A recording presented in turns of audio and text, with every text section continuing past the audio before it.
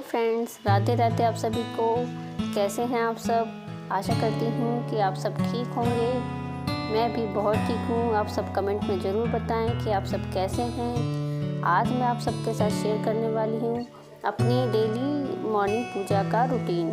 किस तरह अपने लड्डू गोपाल जी को उठाती हूँ, उन्हें नहलाती हूँ, किस तरह से मैं अपनी रोज़ की सुबह की पूजा करती हूँ। देखिए, अभी मेरे लड्डू गोपाल जी सो रहे हैं, मैं नहा चुकी हूँ। अब मैं अपने ठाकुर जी को उठाऊंगी और फिर उन्हें सबसे पहले आचमन कराऊंगी, चरण स्पर्श करूंगी।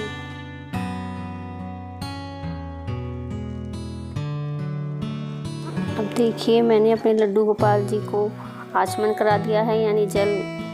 जैसे सुबह उठकर हम भी तो जल पीते हैं, तो मैंने ऐसे अपने प्रभु को भी ये उन्हीं का ही गिलास मैंने बनाया हुआ है। अब आसपास के कल के जो फूल यहाँ पर मैंने चढ़ाए हुए हैं, वो सभी फूल मैं हटा दूँगी। यहाँ के आसपास की जितनी भी साफ़ सफाई है वो मैं कर लूँगी। इतने प्रभु जी को जैसे हम उठते ही नहीं नहाते हैं, ऐसे मैं अपने कानों को भी उठते ही नहीं नहलाती हूँ।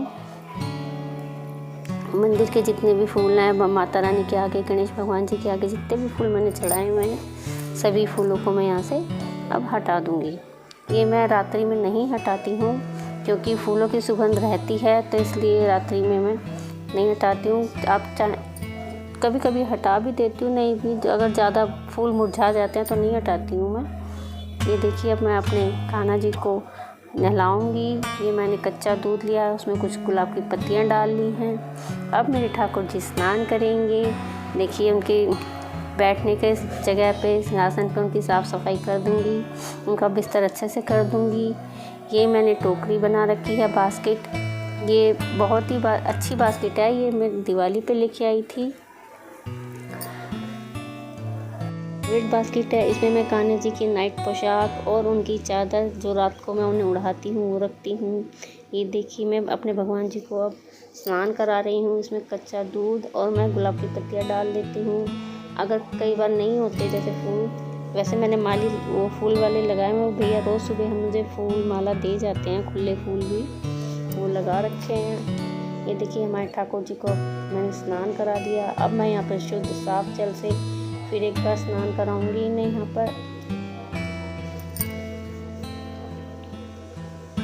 अब देखिए, ये मैंने इनका टॉवल बनाया हुआ है एक अलग, जिसे मैं हर दूसरे मतलब 3-4 दिन में जब भी हल्का सा गंदा लगता है, तब भी मैं इसे वॉश कर लेती हूँ। भगवान जी के सारे कपड़े मैंने, अब देखिए, इनका अंग पोषण कर दूंगी मैं।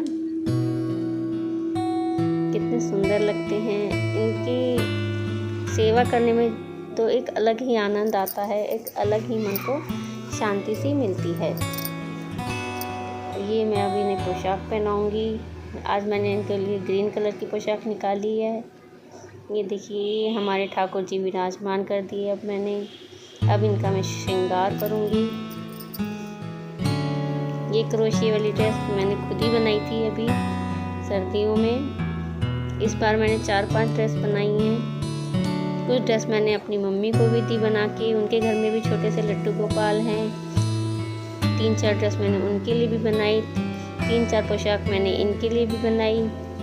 बड़ा मज़ा आता है पोशाक बनाने में, बहुत अलग ही खुशी होती है जब हम अपने हाथों से अपने कान्हा जी को पोशाक बनाकर पहनाते हैं। अब यहाँ मैंने उनके कानों में कुंडल पहना दिए। अब मैं इनका पूरा श्रृंगार कर दूंगी यहाँ पे।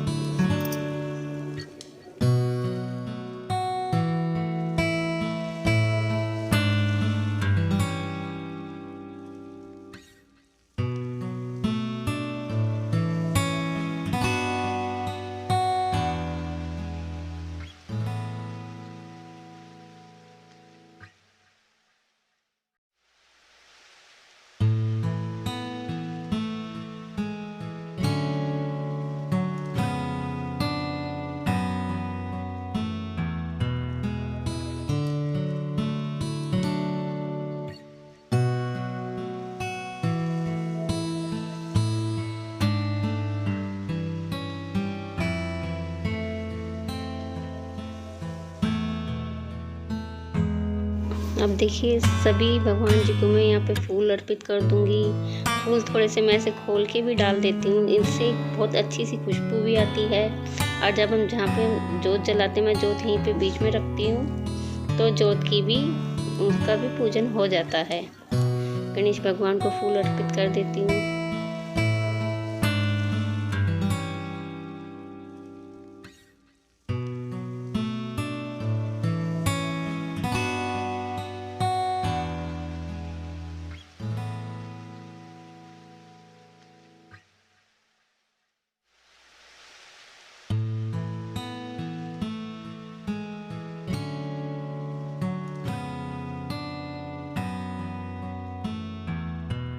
देखिए, मैं डेली की रोज़ की एक माला लेती हूँ, वो थोड़ी बड़ी माला होती है, उसी को मैं बीच में से तोड़ के 2 माला बना लेती हूँ। एक माता रानी को पहना देती हूँ और एक भगवान गणेश जी को, कभी कभी कान्हा जी को पहना देती हूँ अपने।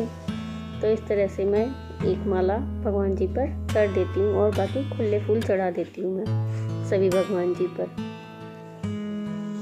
ये मेरी बहुत सुंदर सी प्यारी सी गायें हैं। ये मैंने इस्कॉन मंदिर से ली थी। इनका एक छोटा सा बछड़ा भी था जो कि वो खंडित हो गया था, तो मैंने उसे सिला दिया। अब मैं दूसरा भी लेके आऊँगी। उनके बिना गाय माता अकेली सी रहती है, मुझे भी अच्छा नहीं लगता है।